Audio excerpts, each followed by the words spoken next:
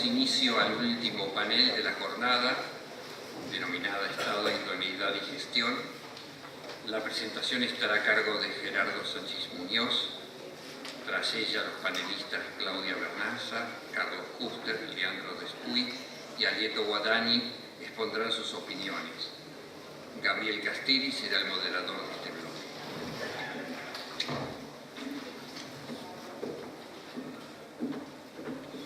Buenas tardes a todos. Esta mañana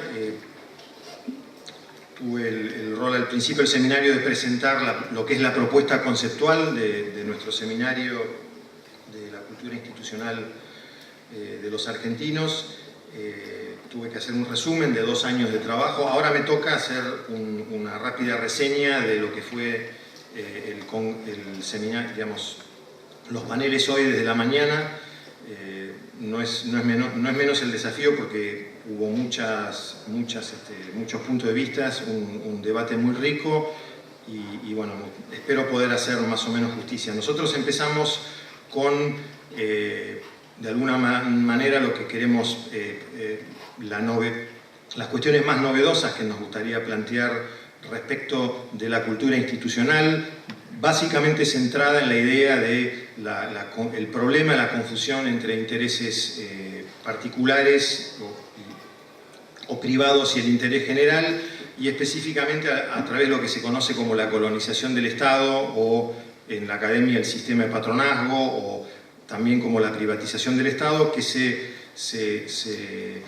hace efectiva a través de la cooptación de los cargos públicos. La cooptación de cargos públicos a través del poder político es la forma en la cual esto se lleva adelante. Eso afecta muchas cuestiones que hacen a la calidad institucional y especialmente la idoneidad en la función pública, porque para de alguna manera acceder a cargos de una forma que no es la manera estatutaria, hay que rebajar los criterios de idoneidad, el acceso a la función pública, y para eso la degradación del sistema de mérito.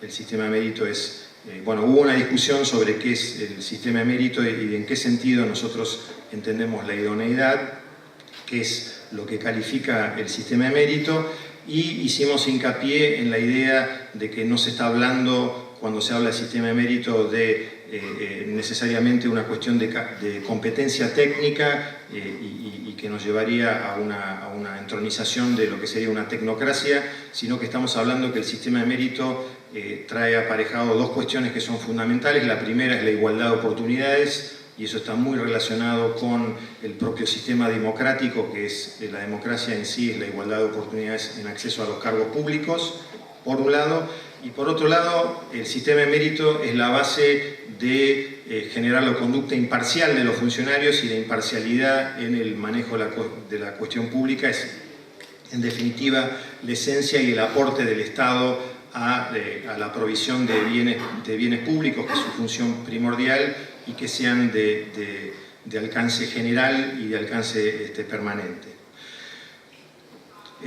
Después de esta presentación, un colega y miembro del seminario, Hugo Dal Bosco, habló de alguna manera desmenuzó las características del sistema político argentino, el hiperpresidencialismo, agravado por la crisis de representatividad, y el problema del federalismo, todas cuestiones influidas por este problema de la cooptación del Estado. Después los panelistas intervinieron. Joaquín de la Torre habló directamente del fin del federalismo, es decir, la centralización absoluta del poder. Esto, en nuestro punto de vista, está muy relacionado con la cooptación y la concentración del poder,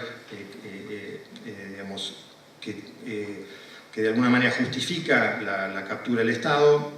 Ricardo Alfonsín habló de la necesidad de respetar las instituciones, respetar el sistema republicano para tener un país que sea previsible, es decir, un país que funciona a través de las leyes. Esto también converge con nuestro enfoque, porque para nosotros la previsibilidad tiene que ver básicamente con el funcionamiento correcto de la función pública, es decir, que los funcionarios tengan una conducta previsible porque responden al cumplimiento de las leyes y las normas y no a otras consideraciones que pueden ser circunstanciales y que no son legítimas.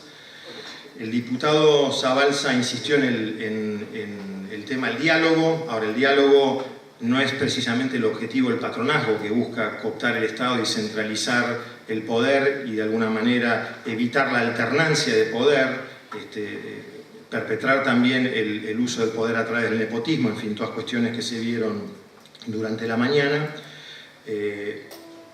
Un poco en contrapunto, el jefe de gabinete de la provincia de Buenos Aires, Alberto Pérez, subrayó que igual existían políticas de Estado como la democracia, los derechos humanos, la inclusión social y la libre expresión, políticas de Estado que vienen perdurando por lo menos en estos 31 años de democracia. Pero bueno, ahí también está el aspecto, y también se discutió, de la política de Estado como un elemento que necesita necesariamente de funcionarios que tengan cierta permanencia, cierto respeto del poder político y por lo tanto una autonomía como para mantener ciertos saberes y ciertas cuestiones básicas a lo largo del tiempo, que no pueden, no se puede hablar necesariamente de política de Estado con funcionarios que permanentemente se alternan en los ciclos políticos o los ciclos de nombramiento.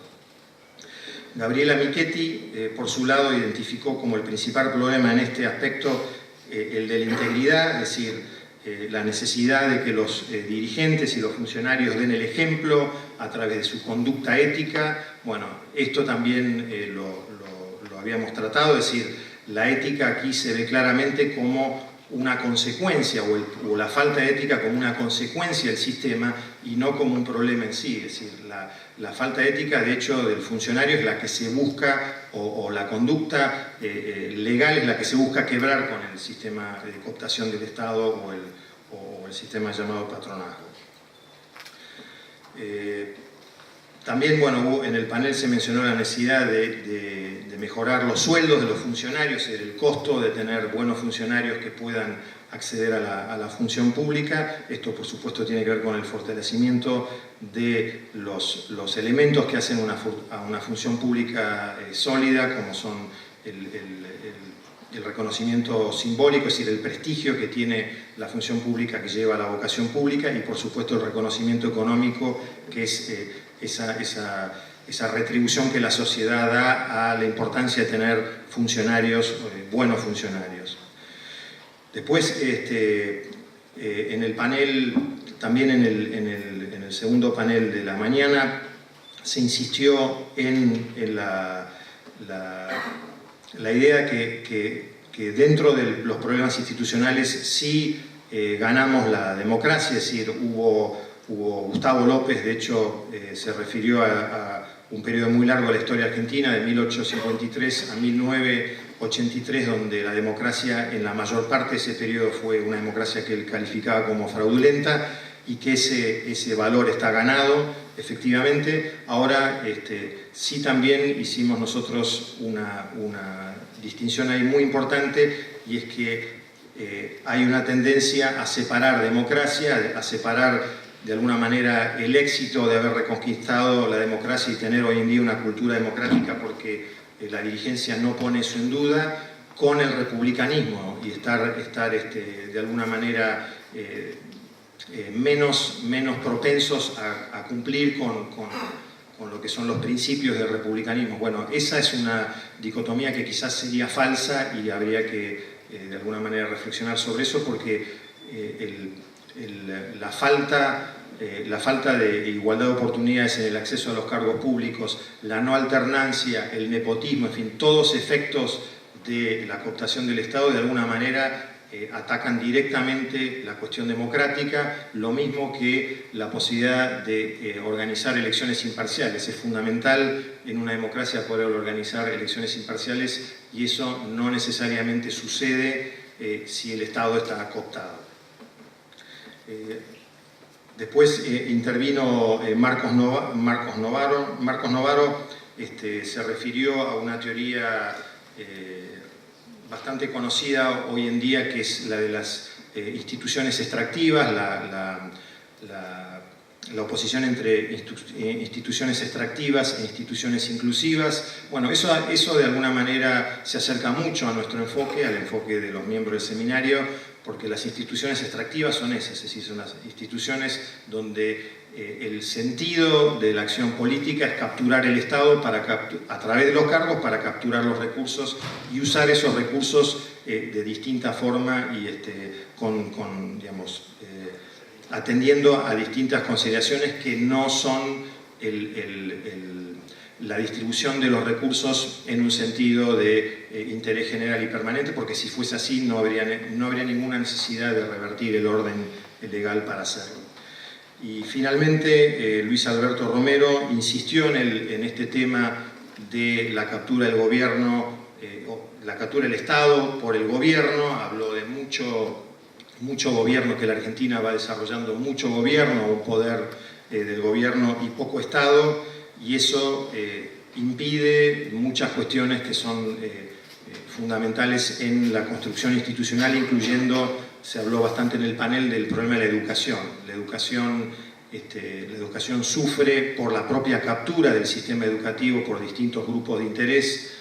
A mí siempre preocupado en el tema de la función pública, me llama un poco la atención que no tengamos hoy ya maestros ni profesores ni docentes, sino que tenemos trabajadores de la educación.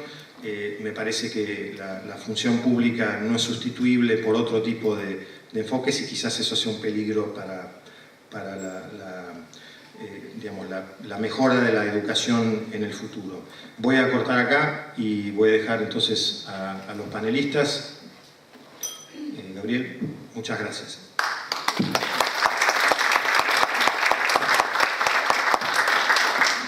Bueno, buenas tardes a todos. Muchas gracias a los cuatro por participar de este panel, haber aceptado la invitación que hicieron los organizadores para formar parte de este último panel de la tarde, que recoge un poco lo que se reflexionó durante el día en un tema tan trascendental para nuestro país como el título del panel lo propone, que es Estado, Idoneidad y Gestión, ¿no? Y creo que acá las experiencias que ustedes tienen trabajando en el sector público o habiendo trabajado en el sector público es muy importante, porque van a transmitir algo no de oído, sino fruto de lo que ustedes han vivido y lo que les ha tocado llevar adelante.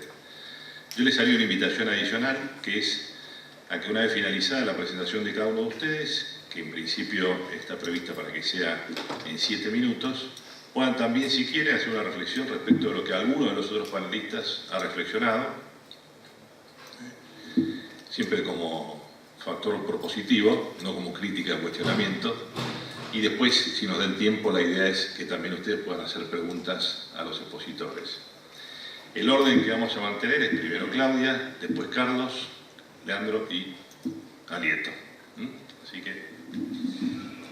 Bueno, muchísimas gracias a las autoridades de la Universidad Católica Argentina por esta invitación, a Gerardo Sánchez Muñoz y a todos los organizadores del seminario. Les traigo una especial disculpas y saludos del presidente de la Cámara de Diputados, Julián Domínguez, que es quien había sido originalmente invitado a esta disertación.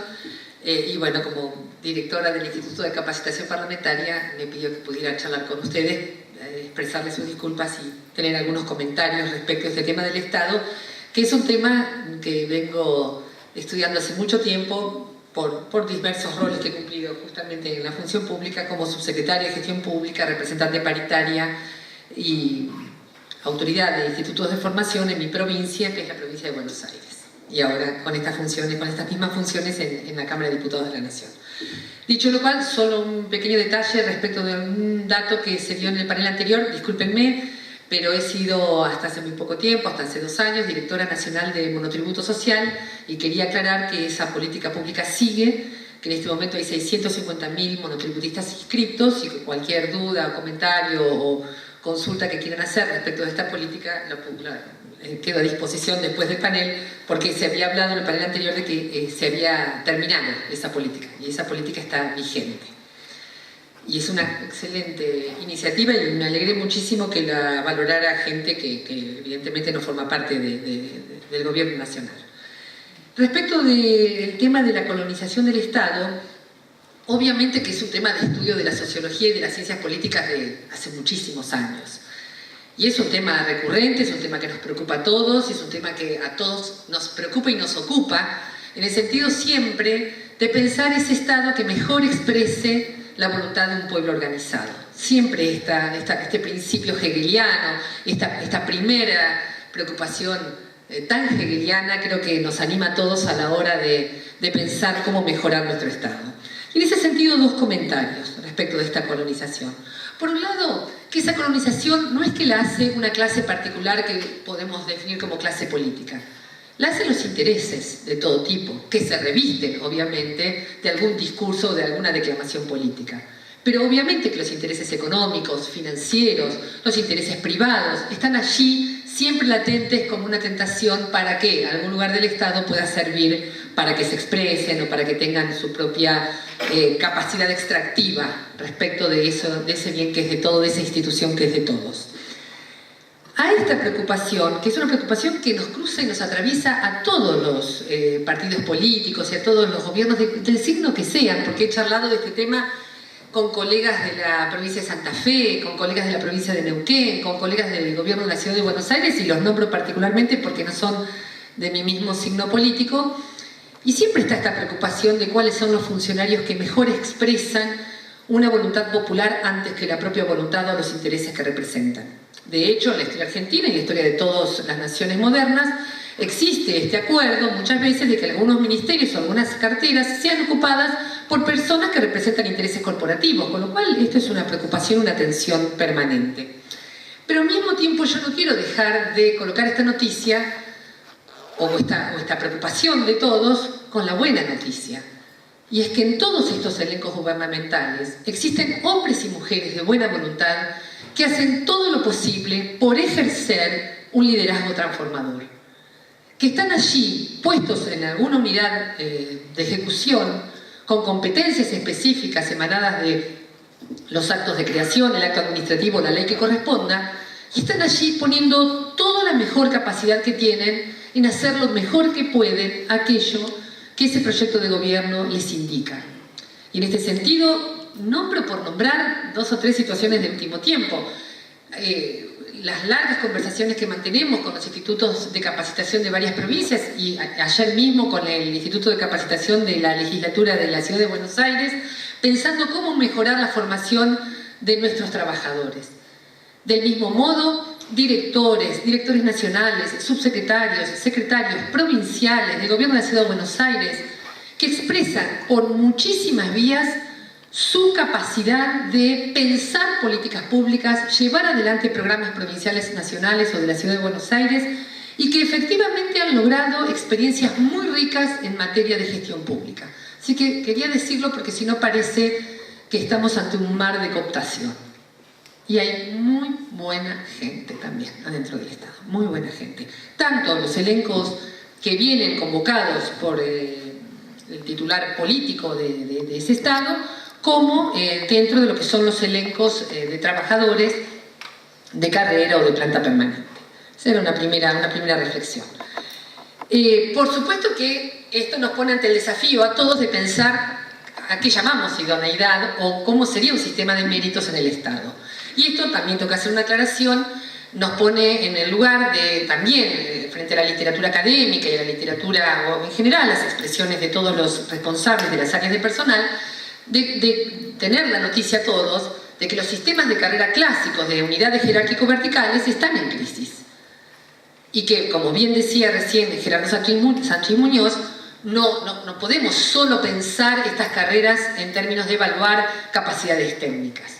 Es evidente que las competencias éticas, que el conjunto de valores que una persona sostiene y que también sus competencias actitudinales, su capacidad de comunicación, de negociación, de trabajar en equipo, tendrán que hacerse ver y tendrán que ser evaluadas. Y esto pone en crisis a los sistemas clásicos y hace que muchas veces se caiga en la tentación de más bien hacer designaciones rápidas por vía de pasantías o por vía de personal temporario que permita a veces ir más allá de los sistemas de carrera clásicos en los estatutos reglamentarios que tienen cierta antigüedad y que tienen estos modelos que, como bien les decía recién, están en crisis. En ese sentido, en conversaciones que he tenido con personal y con funcionarios de la Escuela Nacional de Administración de Francia, no es que esto sea un consuelo de tontos, pero sí saber que ellos también están en la preocupación de encontrar nuevas modalidades y nuevas formas de evaluación de la idoneidad. En ese sentido, la experiencia que hemos llevado adelante en la provincia de Buenos Aires, en la gestión del gobernador Felipe Solá, y sobre todo en lo que fue la selección del personal del 911 y el 911 que atiende a víctimas de violencia contra las mujeres, por decisión de en aquel entonces el ministro Aslanian, fue una riquísima experiencia donde fue valorado también el compromiso, el sistema de valores y las cuestiones actitudinales de los postulantes. Cualquier cosa en las preguntas me explayo sobre esto, pero son temas que tenemos que empezar a discutir más claramente en las mesas paritarias. Y respecto de la institucionalidad o de las políticas de Estado, por supuesto que nosotros también, o que en mi caso hay una preocupación por la previsibilidad, pero siempre en tensión con las transformaciones. Y en ese sentido, he sido diputada nacional en este periodo y me fue muy grato y me fue una tarea apasionante el reunir las principales leyes de la última década que me fueron demostrando, y leyes que fueron en algunos casos iniciativa del oficialismo y en otros casos iniciativas de legisladores de la oposición, que me fueron demostrando que en las principales ideas de transformación estaba la vocación de institucionalidad. Porque si no hubiera estado esta vocación, no hubiera habido ley. Entonces, en ese sentido, tenemos que saber siempre que vamos a estar de acuerdo con la previsibilidad, pero también vamos a estar de acuerdo con toda fuerza o energía transformadora que repiense las instituciones. Que digamos, junto con Castoriadis, ¿es justa esta ley que nos gobierna o la tenemos que cambiar? Eso también forma parte de la función pública. Y en ese sentido, y para ir cerrando, no sé cuántos minutos me quedan, pero supongo que estoy... ¿2? Bueno, fantástico, me sobra. En ese sentido, creo, y esto también quería fijar mi posición, porque quizás no es exactamente igual a la que se comentó en la síntesis, creo que el funcionariado es un funcionariado que sí debe tener un recambio en los periodos democráticos. Por supuesto que lo estable debe ser la función pública, pero el recambio del funcionariado es un recambio que ayuda y colabora en lo que es el dinamismo, en la energía instituyente que todo Estado necesita. Y en ese sentido hemos abogado y seguimos abogando por seguir esta idea que está en el Sistema Nacional de Empleo Público, en el CINEP y en las convenciones colectivas, de que en realidad los concursos de funciones jerárquicas son concursos por determinado tiempo. Después hay que dar la batalla cultural porque en general eso se eterniza, pero la verdad que no creo en un cuerpo estable porque a veces funciona como una suerte de capa de cemento también y que rigidiza el dinamismo propio de los estados. Lo que sí, por supuesto, no significa que esos funcionarios, una vez cumplida ese ciclo de gestión, no tengan otras tareas tan importantes como la de conducción en esa unidad de gobierno. En ese sentido, creo que tenemos demasiado entronizada la idea de que la valoración de un trabajador o la valoración de un funcionario solo en el momento en que es titular de una unidad, ejerce la conducción, está en funciones jerárquicas. Creo que la función jerárquica es una función de servicio tan importante como muchísimas otras que se hacen en las organizaciones.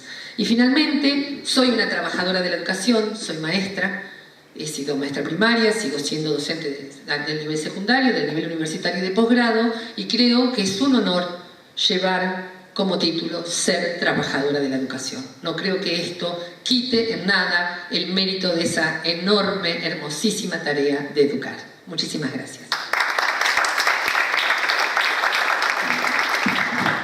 Muchas gracias, Claudia. Carlos, ahora.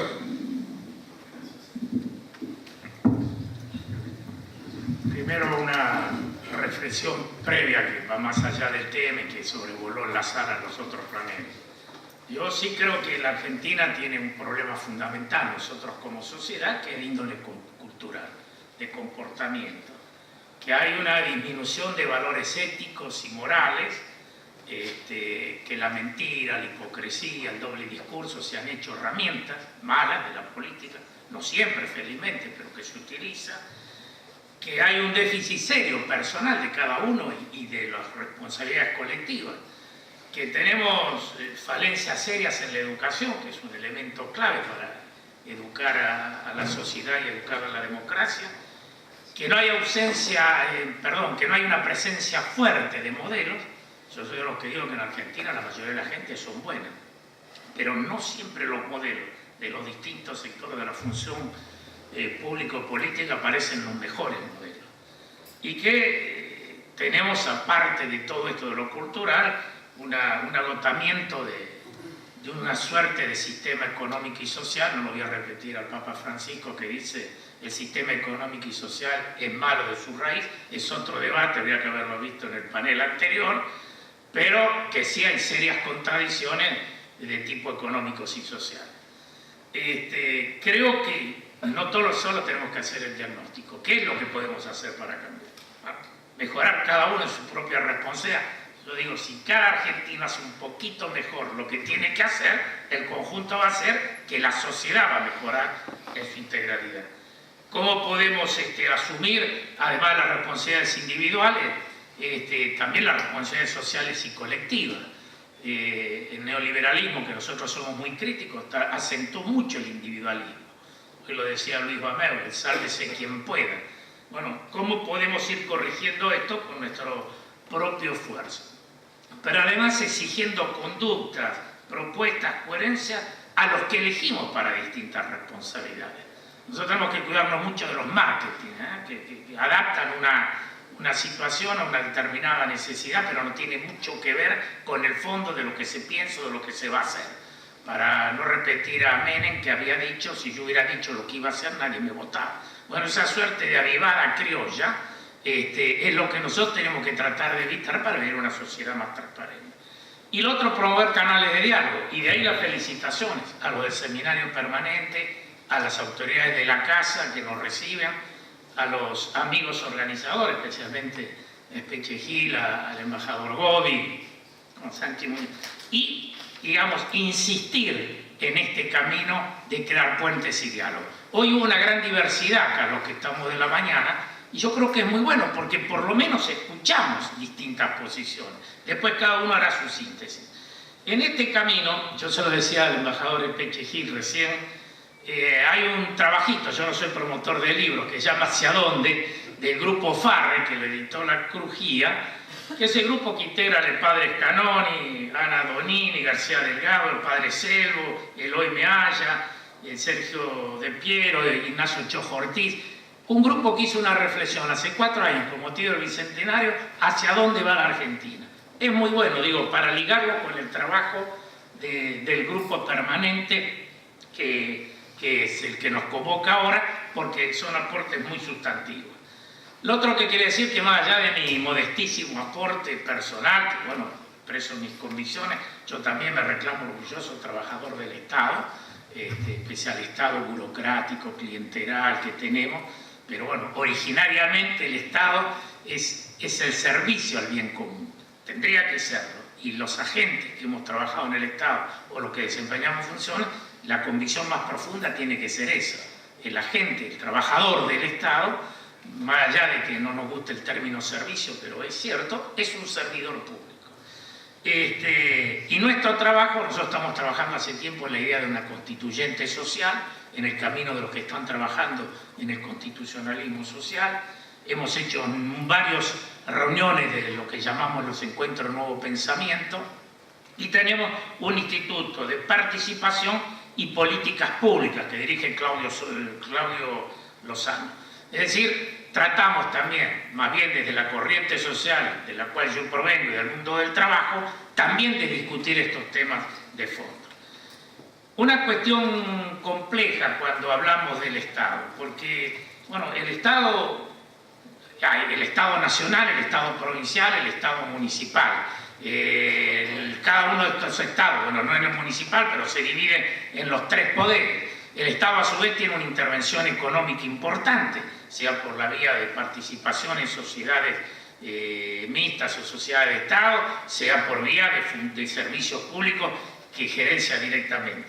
Todo eso es el Estado, y además tenemos hasta una proyección de un Estado supranacional, porque en la medida que avancen los acuerdos de integración se va a ir formulando una suerte de Estado supranacional, con sus directivas, que vendrían a ser las leyes, como tiene la Unión Europea. Es decir, el Estado es muy complejo. Y lo otro que hoy explicaba Carlos Sánchez Muñoz muy bien, Cuando hablamos de Estado, tenemos el Estado, que es la institución, la función pública, que son los que trabajan en el Estado, y el gobierno, que transitoriamente es la que administra. Entonces, el Estado, está el Estado, la función pública y el gobierno. Y hay veces cuando hablamos no diferenciamos. Yo quiero referirme más bien a la idea del Estado nacional como tal, que puede repetirse también en los ámbitos de la provincia. Primero, yo creo que hay una deficiencia grave todavía del Estado, y que se ha agravado tal vez en los últimos años, sin hacer referencia al gobierno. Creo que desde el año 90, sobre todo, viene una declinación muy grande. Hay una falta de implementación de las propias disposiciones democráticas de la Constitución Nacional, referéndum, consulta, no se usa. Hay una inaplicabilidad casi absoluta del artículo 14 bis de la Constitución, el derecho de los trabajadores a participar en la ganancia de las empresas, asociados a la dirección. Bueno, uno cuando lo lee, y no quiero decir de cuando hubo un proyecto de ley para aplicar la Constitución, el escándalo que se llamó, es decir, en qué medida el trabajo no se lo tiene en cuenta, ni siquiera en los términos constitucionales que están previstos. Creo que hay una supeditación, yo eso sí rescato hoy de Gustavo López, el secretario de la Presidencia, cuando dice, y no hablo el término argentino, en general, hay una supeditación, hay veces, del Estado y de la Constitución a poderes fácticos, medios, dinero, grupos financieros. Esto es cierto. Entonces decía recién en el café, digo, yo no sé si Obama, que iba a disolver, iba a anular la base de Guantánamo, puede hacerla si el complejo financiero, militar y comercial o económico de Estados Unidos se lo permite. Es decir, como vemos también que dentro de los estados hay poderes que no están englobados en la Constitución y que tienen un inmenso poder, por lo menos de presión. No hace poco en Chubut, ¿no? Un empresario enviándole a los diputados, mejor modifiquen este artículo, que se extienda a tal zona. Es decir, estos poderes de lobby, algunos lo tienen casi institucionalizados como Estados Unidos, son muy grandes y escapan a veces a las disposiciones legales. Creo que estos aspectos negativos tenemos que tratar primero de que se cumpla la Constitución Nacional y que se cumpla en su integralidad.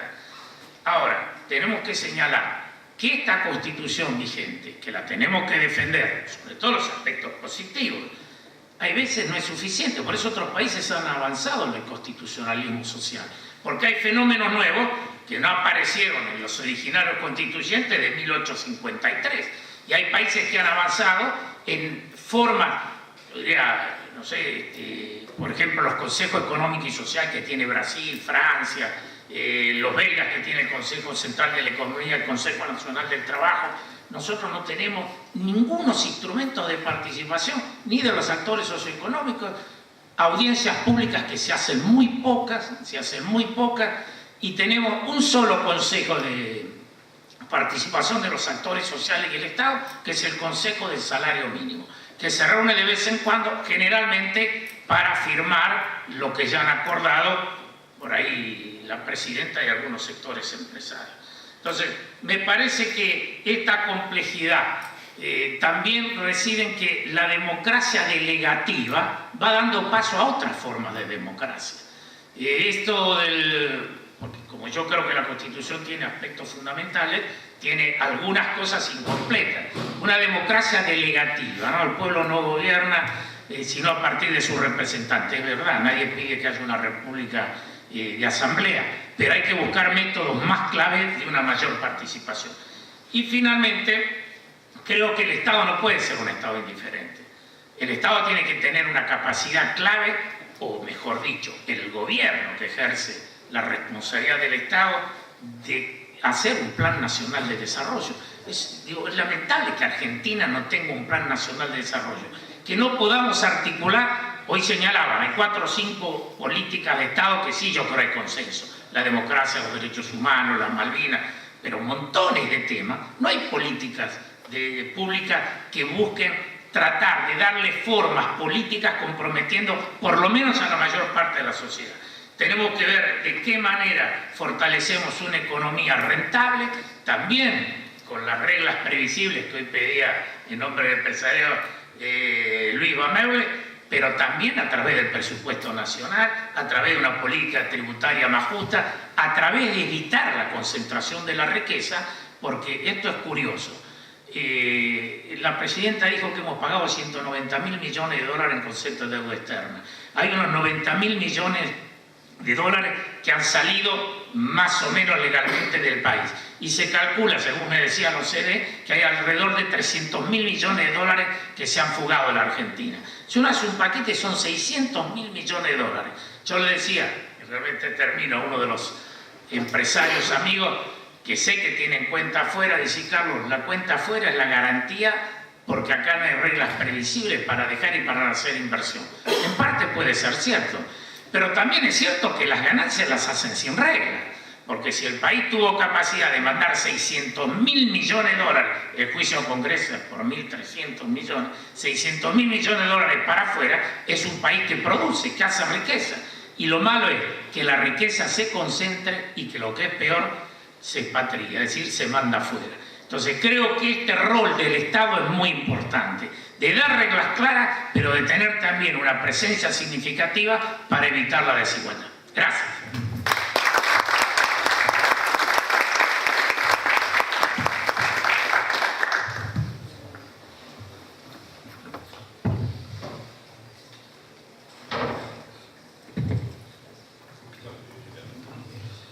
Bueno, muy buenas tardes.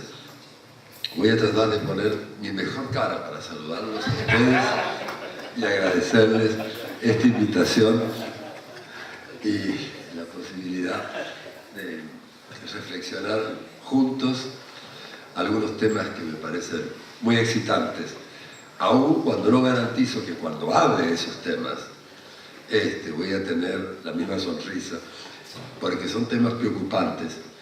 Y yo quiero aprovechar esta oportunidad para arrojar algunas reflexiones de lo que es el fruto de, sobre todo, de mi actividad en los últimos años al frente de la Auditoría General de la Nación, para incorporar en ese,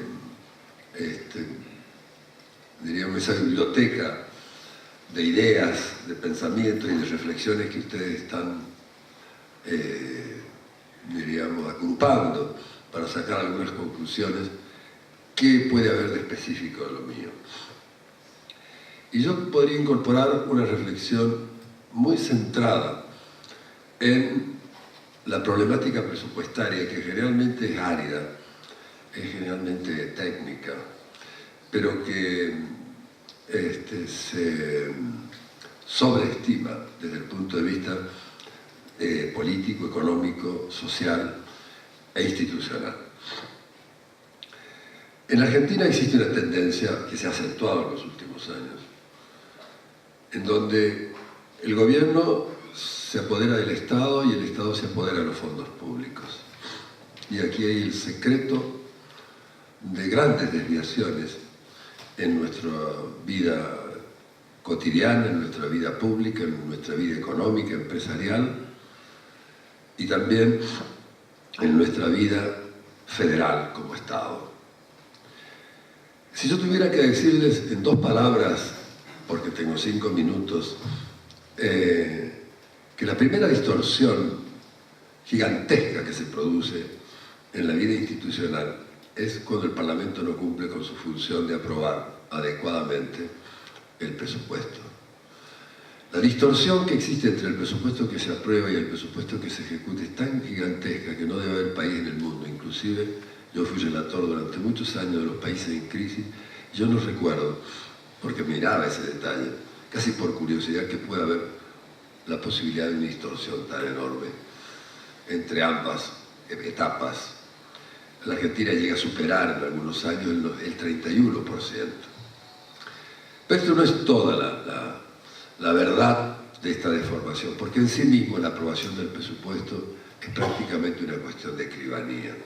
La gente ni siquiera sabe lo que aprueba. El principio de accesibilidad en el presupuesto es básico, esencial, y en la Argentina no se respeta. Yo les puedo decir que hay una cantidad de diputados, funcionarios que vienen cuando se discute el presupuesto y que se van a sus provincias creyendo de que se aprobó algo que les conviene. Y la verdad es que está dada en esas planillas que vienen después, donde lo más probable es que no figuren ninguna de esas apetencias y sea simplemente un juego de espejitos de colores. Pero hay países, por ejemplo la Suiza romance, actualmente todavía sigue aprobando el presupuesto a mano alzada. Y le digo esto no solamente por razones institucionales, sino porque hace a la responsabilidad de cada uno de los ciudadanos que ven cómo vota el otro. Y cuando se vota si van a hacer un acueducto o una autorruta, después quiere, si hay una inundación, el que votó por el acueducto, señalarle a quien votó por la autorruta que lo que había que hacer era realmente hacer el acueducto y postergar la realización de la... Pero esto supone un nivel de civilidad que a nosotros nos sorprendería si vemos realmente que lo que se vota en el Parlamento es algo que ya viene predeterminado, que hay una coreografía muy transitoria, se aprueba y luego empieza otro procedimiento todavía de mayor deformación. Porque no solamente hay excedentes presupuestarios, no solamente tenemos un presupuesto distorsionado a veces con excedentes de un 15, de un 20%, que en el sistema presupuestario nuestro permite que puedan ser dispuestos o ejecutados sin la autorización del Parlamento, sino que al mismo tiempo del propio presupuesto aprobado hay toda una disponibilidad de recursos, de reasignaciones de recursos que van deformando, transformando en la práctica la ejecución en algo simbólico, porque el presupuesto aprobado con respecto al realmente ejecutado. Pero esto no sería mucho si no les dijera que lo que ha caracterizado estos últimos 10 años es también el crecimiento exponencial de las transferencias a provincias, municipios y el sector privado de las llamadas discrecionales, transferencias discrecionales que han crecido por sobre la coparticipación, que ofrece una serie de dificultades que todos señalan, pero a eso se suma este crecimiento exponencial. Creo que en los últimos, creo para el 14, hay un crecimiento de un 100% en las transferencias al sector privado, para que ustedes vean la enorme disponibilidad de recursos que va a tener como resultado una sola cuestión, que gran parte de esas transferencias, como pueden digitarse de acuerdo a cierta sensibilidad política o determinados comportamientos electorales, vamos a ver cómo muchas provincias resultan beneficiadas con independencia de su situación, de las necesidades básicas insatisfechas, y al mismo tiempo como otras van a ser privadas. ¿Por qué? Porque en el fondo el presupuesto se ha transformado en una herramienta poderosísima de disciplinamiento político. Y si esto no se entiende, difícilmente no se van a entender muchísimas otras cosas que pasan en nuestro país. Y se ha transformado, y ustedes lo van a ver este año, en una poderosa también herramienta electoral, porque el gasto va a estar directamente orientado hacia sectores que van a tener un impacto electoral muy directo. Si nosotros desconocemos la importancia que tiene el manejo de la caja en la vida política del país, estamos realmente ignorando la base de toda elaboración o conclusión de las ciencias políticas en nuestro país.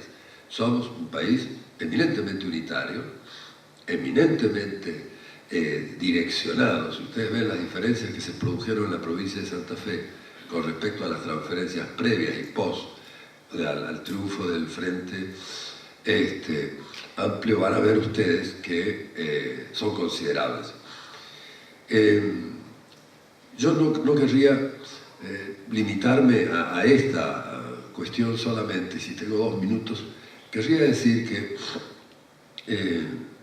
esto tiene que ser analizado. El que desconoce esto, porque no solamente tiene una influencia directa sobre el tema provincial, sino también sobre el tema de los municipios, que del Ejecutivo se pueda decir a qué municipio se envía y a qué municipio no se envía, cuándo se envía a uno y a otro, y los cambios que se van a ir produciendo, es desconocer el único mapa real de comportamiento y de condicionamiento político.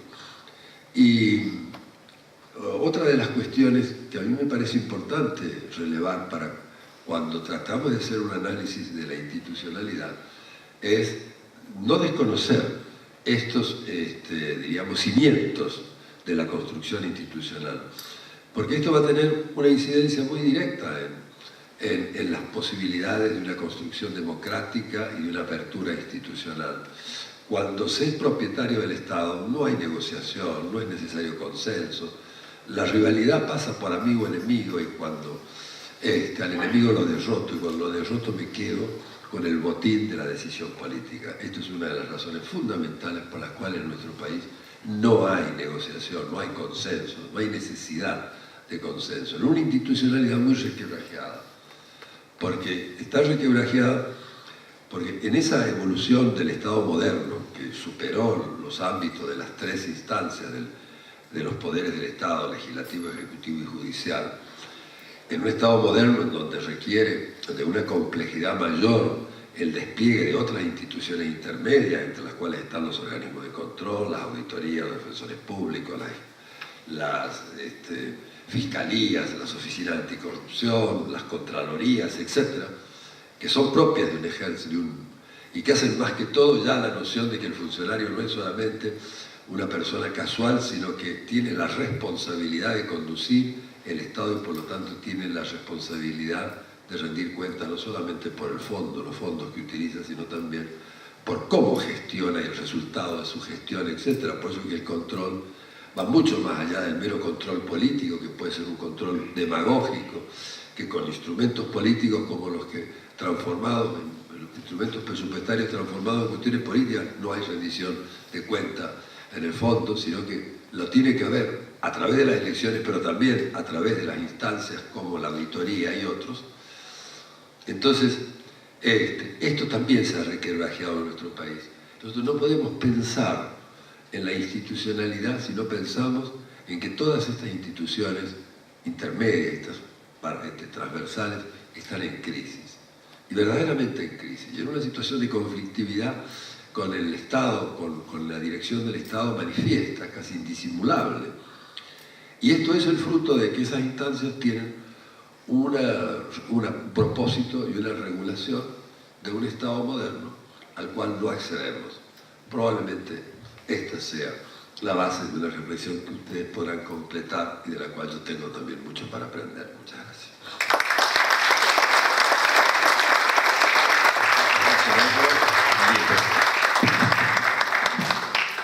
Es fácil ser el último, ¿no?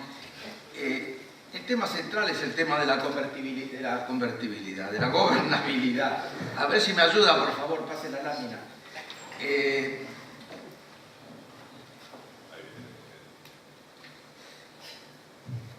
¿Qué es la gobernabilidad? Bueno, es la manera en la cual los funcionarios públicos y las instituciones adquieren y ejercitan su autoridad para formular las políticas públicas y proveer bienes públicos y servicios, incluyendo educación, salud, infraestructura y un sólido clima de inversión. Esta es la definición original, creo que le falta una palabra más, una misión más, la seguridad. El tema central, y sigamos, de la gobernabilidad es que no hay progreso económico de una nación sin buena gobernabilidad. Es robusta la relación entre gobernabilidad y progreso. Aquellos países con mala gobernabilidad no pueden progresar, por más recursos naturales que tengan. Nigeria es un buen ejemplo. Y hay países que con buenas instituciones y sin recursos naturales pueden progresar. Y en el tema central de la convertibilidad, vuelvo a repetirles, el tema de la gobernabilidad es la corrupción y la rendición de cuentas. En realidad son 6 dimensiones, adelante, de la gobernabilidad. Rendición de cuentas, estabilidad política y ausencia de violencia, efectividad gubernamental, calidad regulatoria, Estado de Derecho y control de la corrupción. ¿Por qué es importante todo esto? Porque la clave del progreso económico y social de una nación viene dada por la calidad de su propia gobernabilidad. Buen manejo macroeconómico, honestidad, esto produce más inversión extranjera directa, más inclusión, más equidad social, más competitividad internacional. Y acá hay que entender bien una cosa, que el impacto no es de mejor gobernabilidad, el impacto es de mejor gobernabilidad a mayor PBI, a mayor Producto Bruto por habitante, y no al revés. Es la mejor gobernabilidad lo que asegura el crecimiento económico, porque el crecimiento económico de por sí no puede asegurar una mejor gobernabilidad. Lo que sabemos, y sigamos adelante, es que es medible. Es medible, y esto hay metodologías que existen ya hace bastante tiempo, y yo, dada la limitación del tiempo, voy a hablar de la medición de la gobernabilidad en dos dimensiones: la corrupción y calidad regulatoria. Vamos a corrupción. Adelante, corrupción. Muy bien. Esta es la última evaluación mundial de gobernabilidad en corrupción. El país líder en el mundo es Dinamarca, con 100 puntos. En América Latina encabeza el lote el Chile, no es una sorpresa, sigue Uruguay, sigue Costa Rica, no es una sorpresa, sigue Puerto Rico, Brasil, Trinidad y Tobago, Jamaica, Panamá y Colombia. Argentina en América Latina en materia de corrupción está en el lugar 10º, atrás de Colombia, atrás de Trinidad y Tobago y atrás de Jamaica. Este indicador muestra un deterioro desde que se viene elaborando. Estos indicadores se elaboran desde la década del 90. El otro indicador preocupante, adelante, es el de la calidad, no, vamos para atrás, ese de la calidad regulatoria. El país líder en el mundo es Singapur, con 100 puntos. En América Latina, calidad regulatoria, que son las reglas del juego. Chile, Puerto Rico, Costa Rica, Uruguay, México, El Salvador, Jamaica, Brasil, República Dominicana, Honduras, Nicaragua, Paraguay, Colombia, Bolivia, Ecuador, Haití, Argentina. Lugar 17. Lugar 17. Esto es preocupante, y esto nos lleva a otro tema, que es lo que se denomina la teoría del public choice, de la elección pública, que fue diseñada en la década del 70 y el 80 por economistas como Buchanan, Tulloch, Olson, Stiglitz y Pesman, que dicen cómo funciona una burocracia corrupta. Funciona bajo dos principios. Primero, maximiza su poder, se mete en todo, quiere regular todo, pero no lo quiere regular todo de una manera objetiva, sujetas a reglas claras, predeterminadas, persistentes, que lo conviertan a esta burocracia en un mero ejecutor de normas preestablecidas. La mayor intervención tiene que venir con la absoluta discrecionalidad, y esa es la madre de la corrupción. Burocracia con amplios poderes de intervenir en todos los sectores y sin regulaciones previas que acoten su poder. En el caso argentino, esto está claro en la violación total de la Ley de Inversiones Públicas, la Ley 24.354, y el incumplimiento sistemático de la Resolución 175 del año 2004, la época del presidente Néstor Kirchner, de la Secretaría de Política Económica de la Nación, que establece las reglas por las cuales se puede incluir un proyecto de inversión pública en el presupuesto nacional. Yo les recomiendo que lean eso, porque van a ver la sabiduría de ese tipo de ley. Implica todos los criterios de análisis previo que hay que hacer para poder incluir estas partidas, que son enormes, de gasto público en el presupuesto nacional. Claramente, las grandes decisiones de inversión argentina no han pasado por ahí. Históricamente no pasó el tren bala por ahí, no pasó el contrato con los chinos por los ferrocarriles por ahí, no está pasando el contrato con los rusos por energía nuclear, no están pasando la licitación del río Santa Cruz, de las dos represas, ni la del Chigüido. Si quiere le doy más detalles. ¿Por qué violan la ley? Porque esta ley es muy sabia. Para poder incluir un proyecto hay que demostrar que ese proyecto es mejor que cualquier proyecto alternativo, cosa que no ocurre, por ejemplo, con las dos centrales de Santa Cruz, porque todos sabemos que de 30 proyectos hidroeléctricos de la República Argentina están en el lugar 23 y 24. Hay 22 proyectos hidroeléctricos en Mendoza, Chubut, Río Negro y La Pampa que son superiores. Entonces, claramente esto hace a la mala asignación de los recursos y hace al problema del crecimiento económico. Y ya concluyo. Acaba de salir un informe muy interesante de la UNESCO, lo voy a leer porque no tiene desperdicio. La educación promueve el respaldo a los frenos y contrapesos institucionales que se necesitan para detectar y castigar los avisos de autoridad, y también redunda en una disminución de la tolerancia ante la corrupción. Y aquí viene lo importante. En Brasil, por ejemplo, aunque el 53% de los votantes, sin estudios, declaró que apoyaría a un político corrupto que fuera competente, solo el 25% de los encuestados que tenían por lo menos educación superior universitaria expresó la misma tolerancia. Es decir, que hay una absoluta correlación entre nivel educativo y corrupción, que es la madre de la violación del Estado de Derecho. Gracias.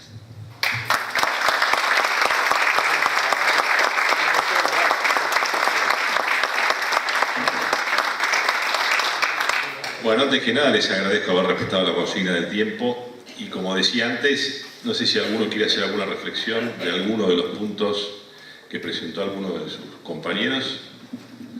Lo que sí les voy a pedir, intervenciones breves, como para poder aprovechar al máximo la intervención de todos. No, simplemente una acotación, un agregado, no es una reflexión.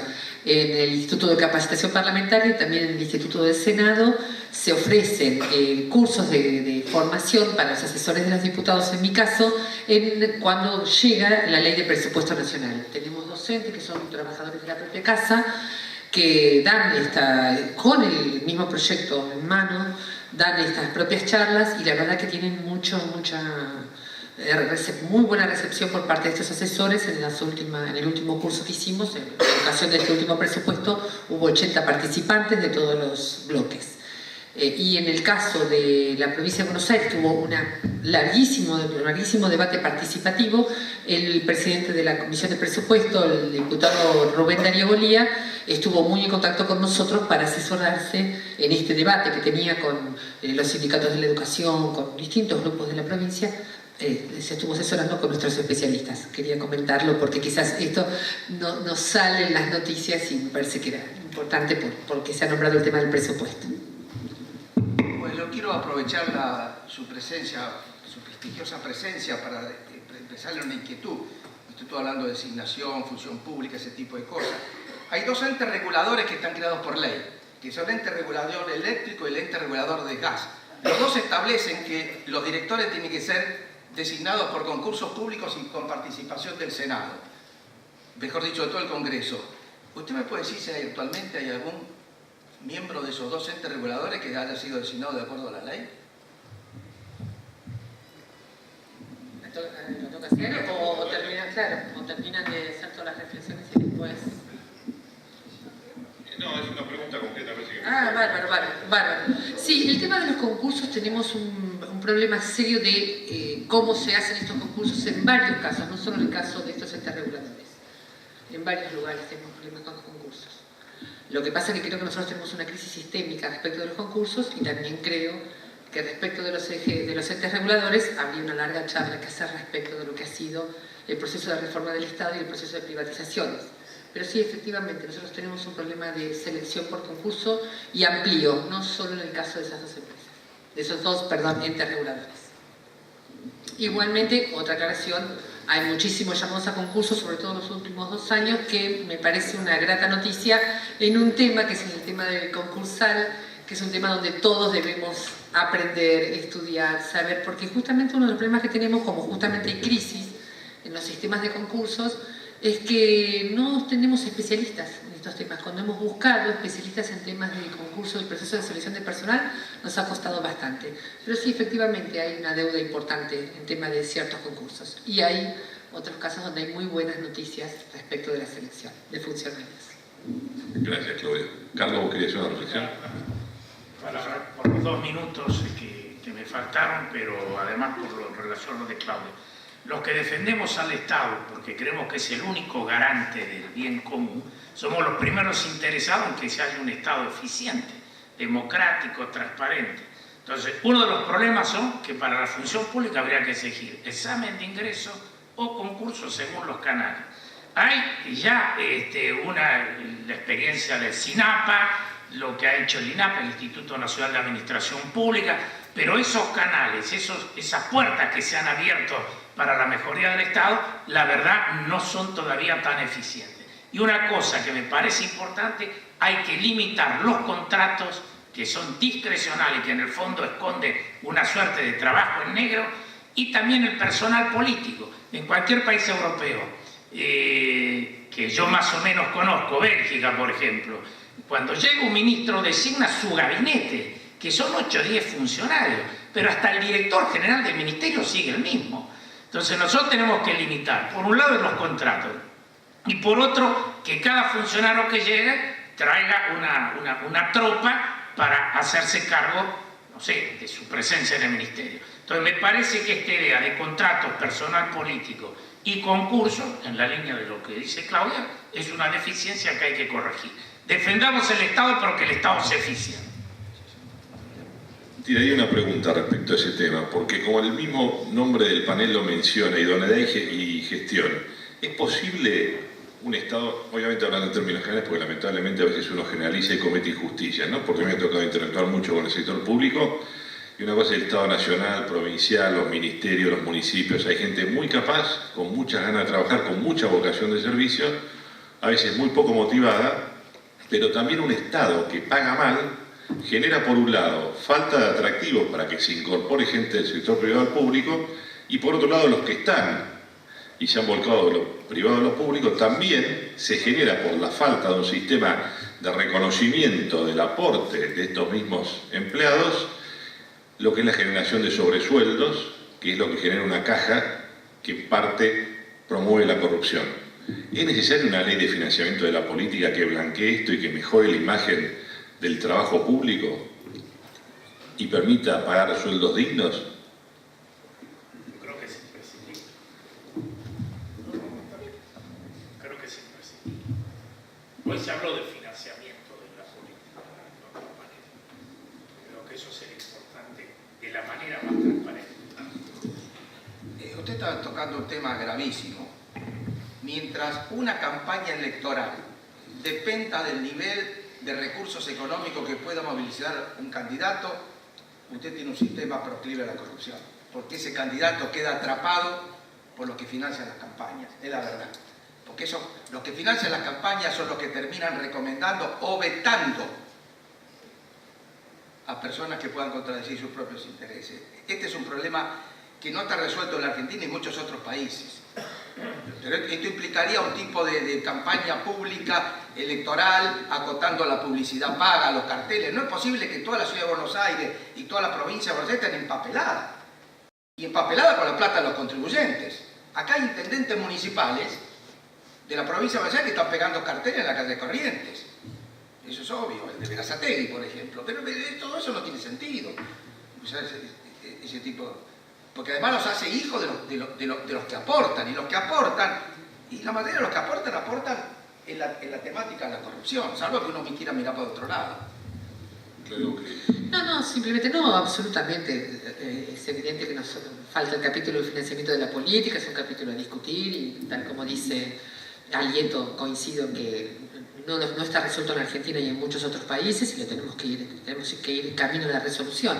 Pero me quería quedar con los primeros comentarios tuyos respecto de la idoneidad, del problema del incentivo, de la motivación de los buenos trabajadores, y vuelvo al tema de la crisis sistémica de los procesos de selección y concurso, que evidentemente, esto bueno, son temas de posgrado, nosotros lo estamos dando en los seminarios que hacemos sobre empleo público en la Universidad de Buenos Aires, pero es evidente que si no vamos hacia nuevos modelos de selección, mérito y, digamos, reconocimiento del mérito, reconocimiento de las trayectorias públicas, es evidente que con los sistemas modelizados en los viejos estatutos vamos a entrar en crisis muy rápidamente, porque como son sistemas jerárquicos verticales, es un sistema del mundo al revés, con lo cual llega uno a una dirección, supongamos en el mejor de los casos, en el mejor de los concursos, llega una persona reconocida, y en el concurso más transparente, llega una persona a una dirección, a una jefatura de departamento, y te quedan 19, 20, 40 postulantes frustrados en los viejos modelos.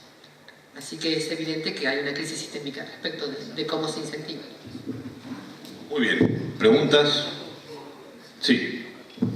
Bueno, en primer lugar, quería agradecer al panel, entre otras cosas, por la diversidad en los puntos de vista, que creo que es importante, la diversidad en las profesiones de quienes conforman el panel.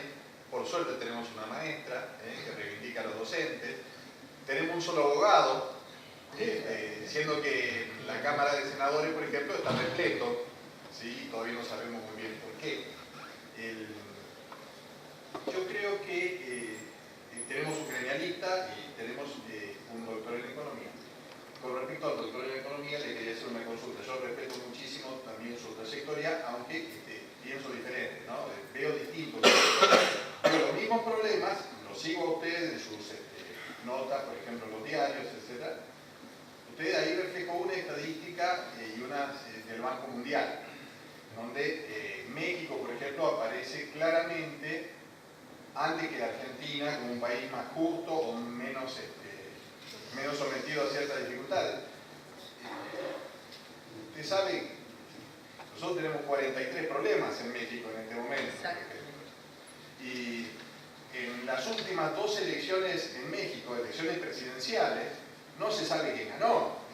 Eso es una vergüenza para toda América Latina. Es el país de América Latina que está más cerca, más lejos de Dios, y más cerca de otro lado, ¿no es cierto? Y entonces es como que va en contra de lo que decía Bolívar, que México podía ser el país que unificara a toda América Latina.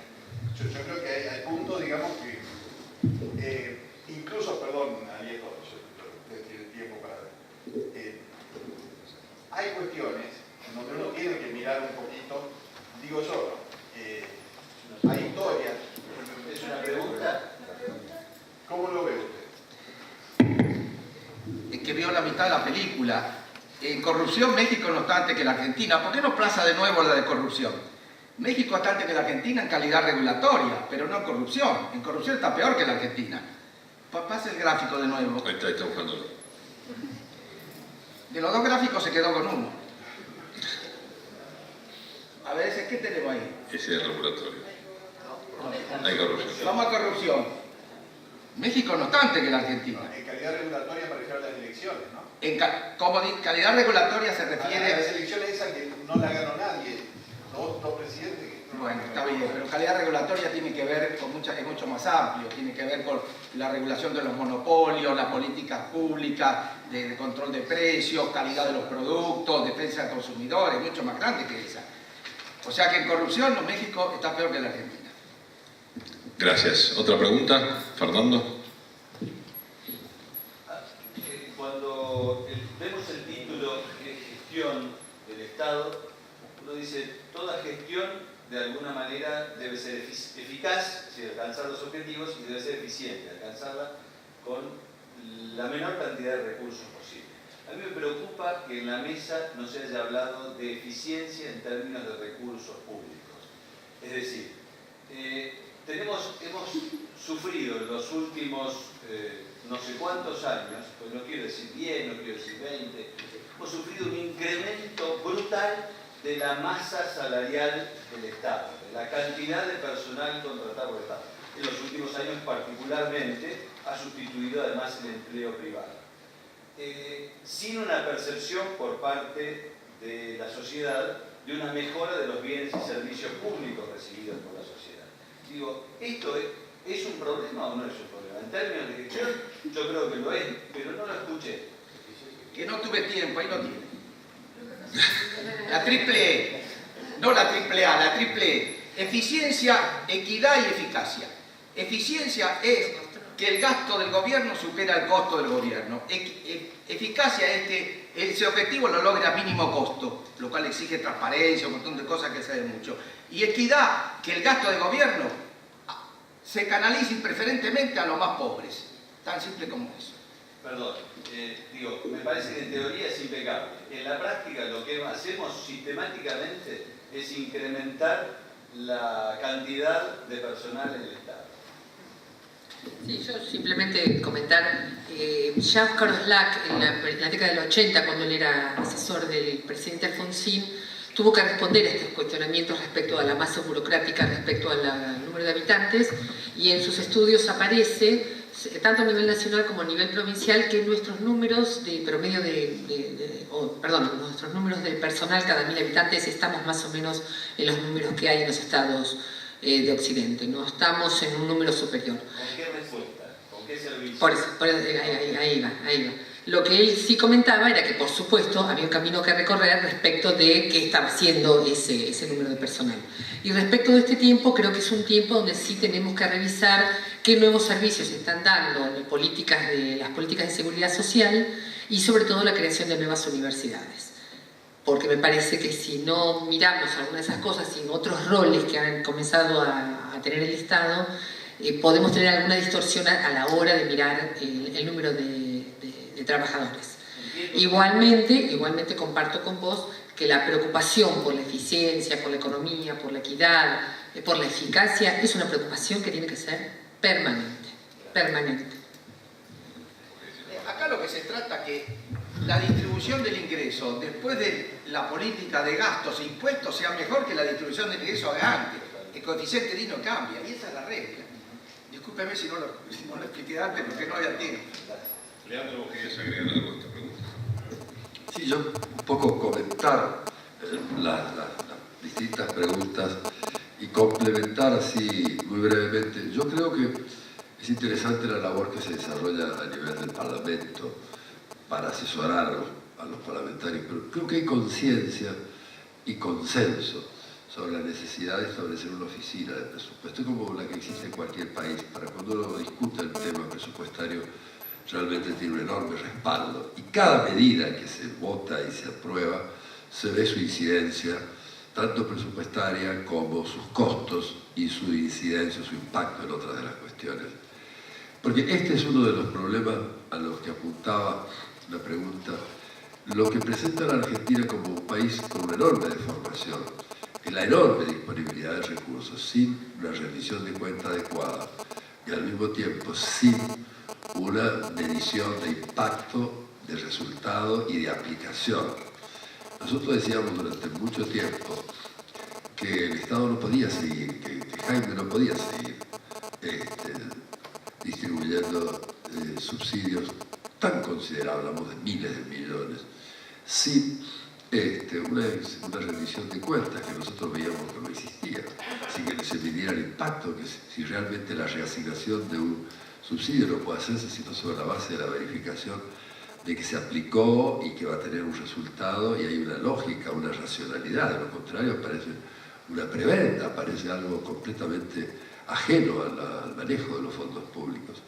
Bueno, sin embargo, se nos decía, y nosotros decíamos otra cosa más, le decíamos, mire que se está produciendo un fenómeno al revés. Mientras más el Estado pone, peor se presta el servicio. Y si el servicio se prestaba mal hace 10 años, cuando se declaró la emergencia ferroviaria, con 10 años de no aplicación de esos fondos a la tarea de mantenimiento, sino con otras finalidades, nos encontramos con que las condiciones de inseguridad ya no solamente de calidad son mayores. Yo creo que aquí en la rendición de cuentas hay un principio, y no solamente sobre legalidad, sino también sobre eficacia, eficiencia y economía. Estas tres A que son las reglas de la auditoría. Y generalmente cuando nosotros lo decimos, bueno, a veces no siempre es bien recibido, pero lo cierto es que aparece. Son nuestros instrumentos de evaluación, son nuestros instrumentos. Y ahí es donde viene, qué significación tiene y cuál es la función del control. El control es algo necesario. Si alguien es un buen funcionario y quiere tener una buena gestión y no quiere ir preso después, lo más probable es que se asegure de que tiene un buen control, porque eso le va a evitar muchos dolores de cabeza y le va a permitir llevar adelante una gestión. La cuestión es que se lo diga a tiempo. En la Argentina hay algo muy temerario. La gente es capaz de asumir una función y después no se da cuenta que 10 años más tarde va a tener que ir a pasar por oficinas para rendir cuenta de cosas que ya, funcionarios que se fueron, etc. Y ya con respecto a la función pública, a mí me interesan mucho las reflexiones que estaba vertiendo Claudia, porque es cierto que nosotros como Estado necesitamos esto.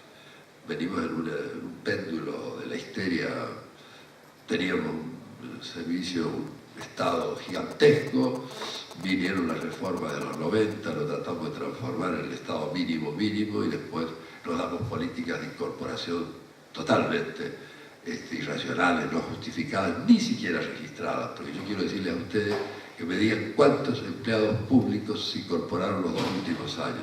Si hay alguien que en este país me puede dar el registro fiable de eso, le digo que no lo audito. De lo contrario, donde voy, pregunto, y la verdad es que hay una incorporación.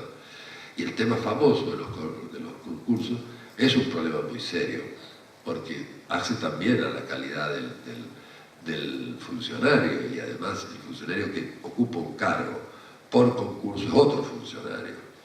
Entonces hay que promover la profesionalización, y los concursos son en beneficio de los propios ciudadanos, que hacen, mejor dicho, de los propios empleados. Para nosotros, en las experiencias de incorporación de concursos ha sido profundamente beneficiosa y las promovemos como algo fantástico, porque se rompió la gente nos decía, no van a hacer concursos, no existen. Los propios funcionarios nos decían, funcionarios eficientes, antiguos, decían, es una burla, no, el mecanismo se puso en marcha y la verdad es que ahora no lo podemos parar.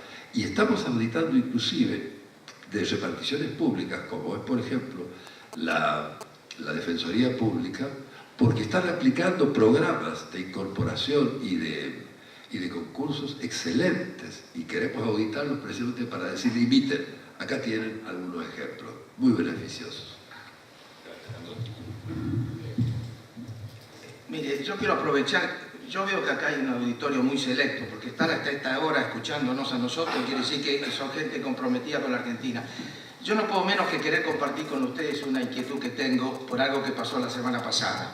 La semana pasada se dieron a conocer los resultados de la TERCE. La TERCE es la tercera prueba latinoamericana de educación primaria, tercer grado y sexto grado. Usted sabe que la prueba PISA no nos fue bien. En el mundo no sabe matemática el 25% de los adolescentes, en China no sabe matemática el 3% y en Argentina no sabe matemática el 66%. Pero hay gente que desvaloriza la prueba PISA porque es mundial. Pero esta TERCE, y voy a compartir con ustedes la inquietud, esta TERCE que hice la tercera vez, la primera fue la TERCE que se hizo en el año 97. En el año 97 nuestros chicos de tercer grado y sexto grado estaban en América Latina estaban en el lugar segundo, superados por Cuba. Cuba es siempre imbatible, pero salíamos segundos nosotros. Ahora Cuba no intervino, intervinieron 15 países sin Cuba, debimos haber salido primero, salimos noveno. Entonces, si hay un rol que tiene que tener el Estado en la República Argentina en los próximos años, es reconstruir y hacer progresar el sistema educativo. Y no se trata de estar discutiendo para atrás quién tuvo la culpa, si fue el este, fue el otro. Con eso no vamos a ningún lado. ¿Qué vamos a hacer de aquí para adelante? Yo le debo decir que a mi juicio es el principal desafío que tiene el Estado argentino. Reconstruir la escuela. Gracias. Ahí había una pregunta. Sí. Yo he escuchado la reunión con mucha atención y mucho interés que han dicho todos los periodistas, porque yo he sido funcionario del Estado durante muchísimos años.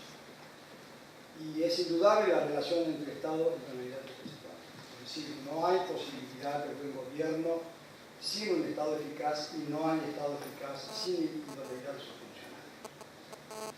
Ahora, yo creo que, me parece, y ahora voy a ir a la pregunta, tenemos que ir a lo que ya ha existido con éxito desde hace muchísimos años.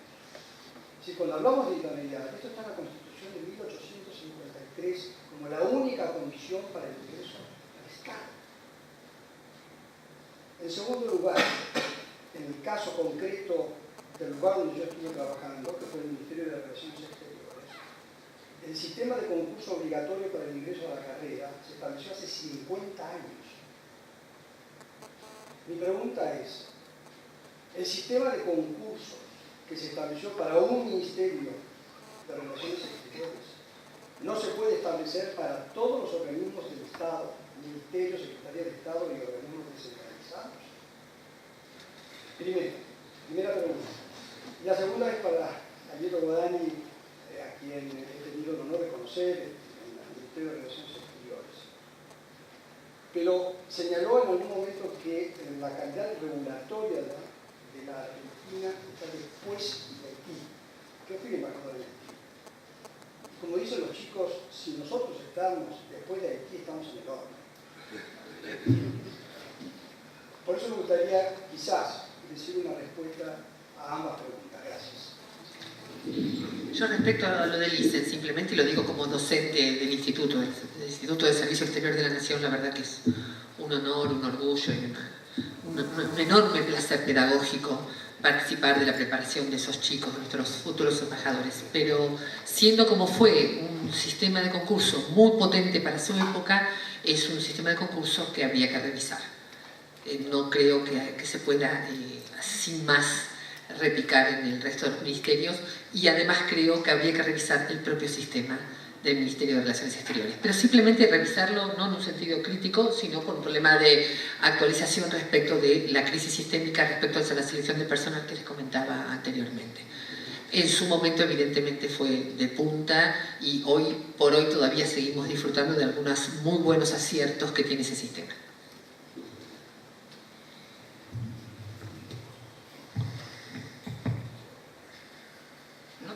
no le sorprenda lo de la calidad regulatoria. Cuando usted tiene dos fallos importantísimos de la Suprema Corte de Justicia, uno de ellos reiterado 3 veces, relativo a la reposición de un fiscal en la provincia de Santa Cruz, y otro relativo a la extradición de un asesino de un senador chileno, que es más prueba de violación de calidad regulatoria, si no se cumplen los fallos de la Suprema Corte de Justicia.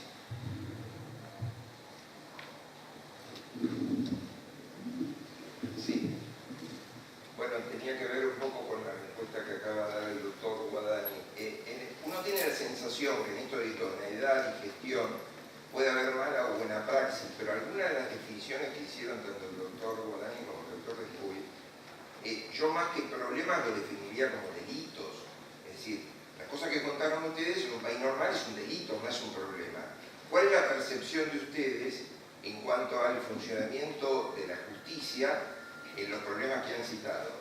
Y el otro comentario que tiene que ver con la educación: si la secundaria, el ministro define que es para socializar, y la primaria, yo que trabajo en escuelas rurales, es para darles de comer, ¿qué otro instrumento tenemos que tener en las escuelas para que estudien? Porque en realidad, si se define así estratégicamente la educación, evidentemente en la escuela va a tener que haber algo para que aprendan. ¿Cuál es la visión de ustedes de estas dos cosas? Porque digo, lo que nos pasa es la consecuencia natural de lo que hacemos. Eso es lo bueno, porque cuando se cambie la visión, seguramente se va a poder hacer esto. ¿Cuál es la visión de ustedes de eso? ¿Quién quiere responder? Respecto a la educación, yo lo único que quiero comentar, y esto lo digo como colega, es que a mayor justicia distributiva seguramente las escuelas podrán dedicarse a la pedagogía. Y los problemas de injusticia, de no acceso a los principales bienes, a los bienes que necesita cualquier comunidad y cualquier familia para subsistir, los problemas de acceso que todavía tenemos, por supuesto, repercuten en una institución que no está ajena a estos problemas. Es así, la escuela es el eco, es el espejo de lo que nos pasa como sociedad, así que a mayor justicia distributiva, la pedagogía hará lo suyo. Y en esto, permítanme citar para mí lo que es el mejor pedagogo de la modernidad del siglo XX, que es Anton Makarenko, que se dedicó justamente, es un gran pedagogo de la Revolución Soviética y que ha traído enseñanzas muy interesantes respecto de los problemas de la pedagogía a la hora de las injusticias. Bien. Con respecto al tema de la justicia, yo le voy a responder con una pregunta. En mi primera exposición decía que en la Argentina se había acentuado la tendencia que el gobierno se apodera del Estado y el Estado de los fondos públicos. Si yo soy el dueño de los fondos públicos y los distribuyo con discrecionalidad, ¿en qué momento empieza el acto de corrupción o el acto discrecional de la distribución? A este sí, a este no, a este empresario le otorgo tanto, a este le otorgo menos. Es difícil, porque cuando no hay rendición de cuentas, se produce ahí una confusión entre Estado, fondo público, y creo que es una de las grandes dificultades que ofrece el manejo del Estado y de los fondos. Sin embargo, usted me dirá cómo las posibilidades de que estas cuestiones se transformen en delitos son muchas, y de hecho hay muchos procesos con respecto al comportamiento de quienes manejan los fondos públicos y no exigen rendición de cuentas, sino que al contrario se verifica que tienen una actitud casi diríamos, de la absoluta liberalidad, y que se traduce en el hecho de que jamás aplican una sanción y entienden y hasta reciben algún tipo de retribución por la liberalidad con que entregan y a quienes entregan esos fondos. Ahí hay actos comprobables y censurables de corrupción y que en este caso se encuentran ya en la justicia examinando. Pero está claro que la justicia siempre en nuestro país llega tarde. Y nosotros recién tomo un ejemplo, porque lo tomo porque es emblemático y porque hoy tiene Estado público, pero si nosotros alguna vez lo hubieran convocado a Jaime por los informes que nosotros hacíamos en el 2003, 2004, seguramente no tendría que haber pasado la tragedia de 11, para que finalmente lo llevaran a un juicio oral y público, donde paradójicamente el único elemento de prueba de cargo es nuestros informes, porque el resto están solamente situadas frente al maquinista y otras cuestiones. Pero hay que reconocer que la justicia interviene generalmente con cierto retraso en la determinación de responsabilidades del sector empresarial y estatal. Y esto causa mucho daño, porque cuando interviene ya las situaciones. Si usted lee uno de los informes de auditoría, por ejemplo, con respecto a la compra de material ferroviario de España y Portugal, yo les puedo decir, le garantizo, si usted lo lee, no va a creer que está leyendo un informe de auditoría, va a pensar que está leyendo una novela policial. Y sin embargo, todavía no hay un pronunciamiento sobre ese tema. Nosotros no tenemos capacidad de querella, por lo tanto nos convocan en su momento los jueces, de tal manera que hay dificultades de tipo... Pero en los últimos tiempos hemos visto una reacción, somos convocados con mayor regularidad. Yo estoy prácticamente como profesión testigo, porque me convocan prácticamente en todos los juicios, ahora grandes. Estuve en el caso Greco, que habíamos hecho una investigación, trenes y otros. Creo que nuestro sistema jurídico va sufriendo algunos ajustes, pero hay que perfeccionarlo, hay que mejorarlo, porque dar mayores garantías para una intervención oportuna. Y yo quería responder solamente que me parece importante lo de la Cancillería, porque lo que la Cancillería demostró fue que la carrera profesional, cuando existe en una entidad, es cierto que podría algunos lo considerar un cuerpo de élite, pero sería muy importante reproducirlo, esa experiencia dentro de otras áreas del Estado, porque habla nada más y simplemente de la profesionalización, la posibilidad de una carrera, se han hecho experiencias.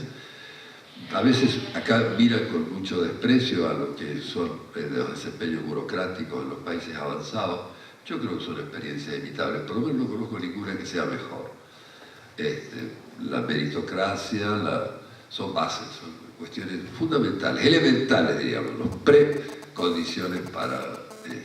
y que hay un enorme deterioro y que no hemos tomado los buenos ejemplos. Gracias. Lamentablemente nos hemos quedado sin tiempo, así que les pediría que esto se hace una respuesta al tema educativo. El tema educativo tiene dos problemas. De la calidad, que recién lo mencionamos, lugar 9º en América Latina sobre 15. Y el de la inclusión. El sistema nuestro, nos guste o no nos guste, es excluyente. Le voy a dar un solo ejemplo. De cada 100 chicos que entran al primer grado en una escuela privada, van a terminar el secundario 75. De cada 100 que entraron al primer grado en una escuela pública, van a terminar la secundaria 25. Nos guste o no nos guste, nuestro sistema educativo, tal cual está diseñado, es absolutamente excluyente. Margina a gran parte de la población y consolida la reproducción intergeneracional de la pobreza. El Congreso Nacional dictó sabiamente en 2005 la ley que hacía obligatoria la educación secundaria, porque la primera obligatoriedad fue la ley 1420, el ciclo primario.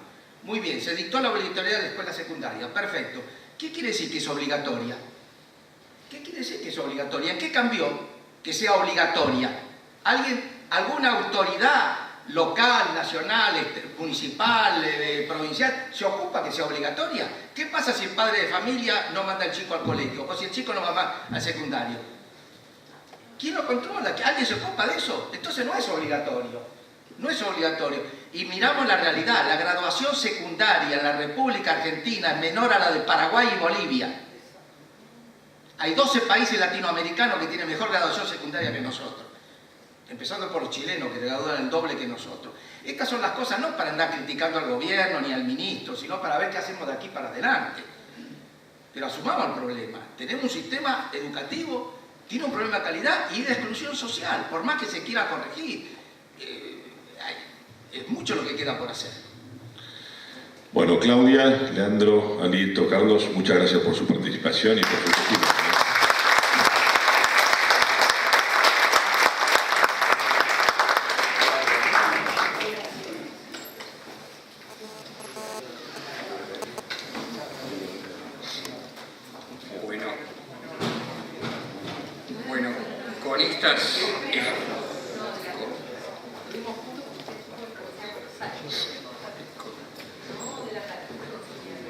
Con estas exposiciones concluye el cuarto y último panel del seminario.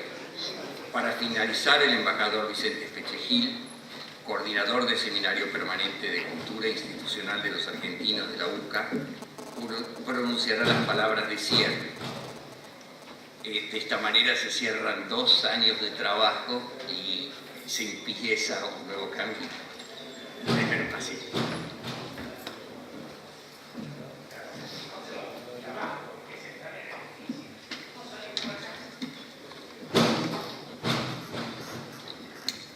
Tengo que cambiar los anteojos. Estamos transitando el tiempo del Bicentenario 2010-2016. Nuestros obispos lo llamaron como un camino de justicia y solidaridad. Y comenzamos preguntándonos, ¿hacia dónde va la Argentina? ¿Hacia dónde va desde que con democracia atravesamos los últimos 30 años? Las respuestas a esta pregunta suelen provenir de la política y de la economía. Nuestro seminario académico ha querido sumar la dimensión cultural. La dimensión cultural involucra necesariamente 3 niveles de responsabilidad: la sociedad de los habitantes y ciudadanos de a pie, las distintas dirigencias y el Estado mismo. También el Estado está condicionado por pautas culturales que colorean su gestión. El desafío de nuestra cultura no es más fácil que la gestión de nuestra política y nuestra economía. Pero tenemos la obligación de asumirlo, porque política, economía y cultura van juntos en cada persona del habitante ciudadano que forma nuestro pueblo. A lo largo de la jornada de hoy, hemos enriquecido más la lista de nuestras preguntas que la de las respuestas. Es lógico que sea así en el marco de un diálogo que recién empieza. Y es bueno que la universidad formule preguntas, porque sin ellas no habría investigación ni búsqueda de la verdad.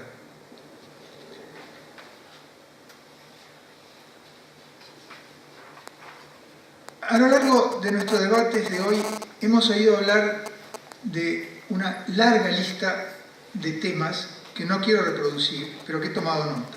Menciono solamente 4 de ellos. Crisis de la infancia, la identidad del excluido, la falsa inclusión. El mérito no es un bien considerado en nuestra sociedad. Solamente un ejemplo, y no cito lo que acabamos de ver porque está fresco en la memoria nuestra. Riquísimo el panel que acabamos de escuchar. Entonces, vayamos a las preguntas que surgen del seminario de hoy y de las que siguen sin respuesta que nos veníamos formulando desde antes. ¿En qué medida los rasgos de individualismo, autoritarismo, consumismo y falta de participación ciudadana están minando nuestra capacidad de generar confianza entre nosotros y previsibilidad en las relaciones internacionales? ¿Cómo ha aceptado nuestra sociedad durante años una información estadística increíble? ¿Cómo generar una actitud estratégica a largo plazo en una cultura que reemplaza al ágape con el eros, que privilegia el presente continuo sin sentido de la vida, el corto plazo, el inmediatismo del ya, que no quiere asumir el costo de ir contracorriente? ¿Cómo hacemos para vivir comprometidos con los problemas del presente, pero con conciencia histórica no idealizada y proyección futura que no sea una utopía ilusoria? ¿Cómo dar lugar a una cultura solidaria que quiebre el ciclo en que los pobres generen hijos pobres y donde la deuda que asumen los padres pobres la paga la generación de hijos empobrecidos? ¿Cómo puede funcionar el principio de subsidiariedad en una sociedad en la que una importante proporción de sus habitantes a duras penas sobrevive? Los subsidios que se justificaron en épocas de emergencia, ¿no corremos el riesgo de transformarlos en viáticos permanentes que nos hagan olvidar que junto a los derechos deben ir los deberes? ¿No es acaso una forma de fraude invitar al electorado a elegir un candidato sabiendo de antemano que no se está dispuesto a cumplir con el mandato que emana del voto? ¿Cómo se justifica moralmente el nombramiento de personas a sabiendas de que no reúnen los requisitos de idoneidad para desempeñar las funciones para las que son designadas?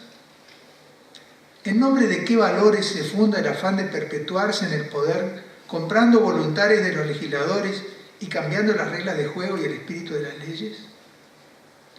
¿Cómo damos entonces pie a un mercado transparente, regulado por leyes justas y fiscalizado por un Estado más eficaz e ineficiente que costoso, gestionado por funcionarios leales a la ley antes que al jefe de turno? ¿Qué se puede hacer para que nuestro Estado evite el fenómeno de la confusión entre los roles públicos y los fines particulares, a los que hoy varias veces se ha referido como la colonización del Estado para fines particulares? ¿Cómo ubicarnos con relación al resto del mundo del que formamos parte activa? Al fin y al cabo, no es que seamos absolutamente originales en cuanto a los problemas que nos afligen. También en otros horizontes de nuestra región y en el resto del mundo se cuestiona la gestión de la cosa pública y el papel de las dirigencias. Estas y otras preguntas siguen esperando respuesta. Al mismo tiempo, como resultado de nuestros debates, creo percibir algunas líneas comunes, algunas bases sobre las cuales ir tejiendo consensos. No nos damos por satisfechos con la situación a la que hemos llegado en los últimos 30 años. Sabemos que damos para mucho más y mejor, para nosotros y para lo que podamos aportar al mundo. Nuestro pueblo es la capacidad más importante de la que está dotado nuestro país. Un pueblo con muchas necesidades insatisfechas, entre ellas la de la educación, la de la ejemplaridad y la concertación de sus dirigentes desconcertados. Y en ese sentido me parece que ha sido un ejercicio muy saludable al que hemos asistido hoy, cuando personalidades de distintas orientaciones políticas pudieron hablar, pudieron escucharse y pudieron citarse recíprocamente. Me parece que eso es una cosa sumamente alentadora de la que hemos sido testigos hoy. Hay tendencias en nuestra cultura que no debemos aceptar acríticamente. Hay pautas culturales que son virtuosas y otras que no lo son. Unas y otras anidan en la conciencia y la voluntad de las personas que componen nuestro pueblo. Son en definitiva las personas que componen el pueblo quienes aceptan o se resignan a aceptar o directamente promueven activamente prácticas que no se condicen con los valores de la democracia. La confusión entre los intereses privados y las responsabilidades públicas, que muchos llaman la colonización del Estado, parece ser una de ellas. Las leyes no son varitas mágicas que cambian la realidad. La realidad cambia cuando la conducta de las personas se ajusta a la ley y a las instituciones. Los argentinos somos deficitarios en cuanto al cumplimiento de la ley. Tenemos miles de leyes, decenas de miles de leyes, pero los que las cumplen son menos de los que deberían serlo. Una preciosa cita de Borges dice: el argentino, a diferencia de los americanos del norte y de casi todos los europeos, no se identifica con el Estado. Ello puede atribuirse al hecho general de que el Estado es una inconcebible abstracción. Lo cierto es que el argentino es un individuo, no un ciudadano. Aforismos como el de Hegel, el Estado es la realidad de la idea moral, le parecen bromas siniestras, dice Borges. Sabemos que no queremos una democracia gobernada por el mercado, sino por los ciudadanos. Pero tampoco queremos un mercado dirigido desde un Estado de partido único. En conclusión, la respuesta a la pregunta ¿hacia dónde va la Argentina? Tiene su raíz más profunda en el eje cultural de nuestro pueblo y en los dirigentes que deben guiarlo a dar y recibir lo mejor de sí en el marco de un Estado eficaz en la gestión de la ley y la provisión de los servicios que son de su responsabilidad exclusiva.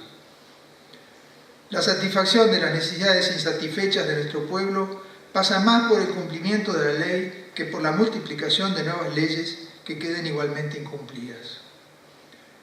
Ese sería el verdadero cambio, un cambio que los cristianos llamamos conversión, que incluye necesariamente la dimensión ética.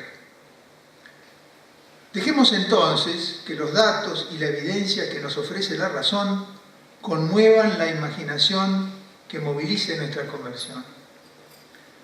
Desde nuestro seminario seguiremos ofreciendo un espacio académico de confianza y diálogo donde se puedan formular preguntas y respuestas que nos lleven a proponer medidas que sean coherentes política, económica y culturalmente y que cada uno pueda asumir según sea su cuota de responsabilidad.